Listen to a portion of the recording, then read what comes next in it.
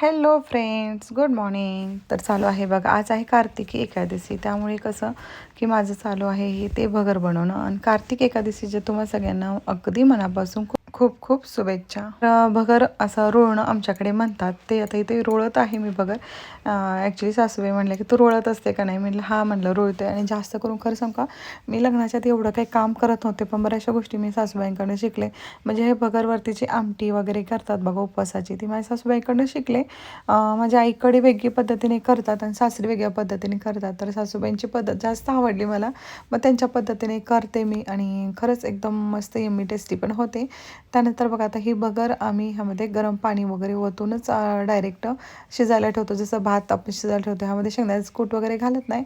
त्यानंतर स्वयंपाक वगैरे झाला आणि पूर्ण म्हणजे भरायचं बनवून झाल्यानंतर इथं सासूबाईशी आले आणि गप्पा वगैरे मारत होतो आम्ही दोघी.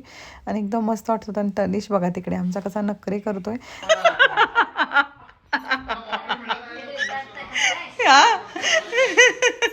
सासूबाईंचं माझं बोलणं ऐकून इकडे मावशी आणि मी खूप हसलो. त्यानंतर मावशी काम करत होते, दादा आले होते कार्पेंटर, त्यांनी थोडंसं काम होतं ते केलं.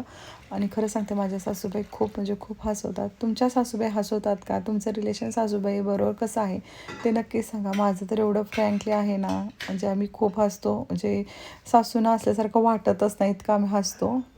तुमच्या सगळ्यांच्या सासूबाईंबरोबर तुमचं रिलेशन कसं आहे हे मला कमेंट करून नक्की सांगा. आणि भरपूर असे ब्लॉग बघण्यासाठी आपल्या चॅनल सबस्क्राईब करा. चला तर भेटूया मग. Bye bye. काळजी घ्या.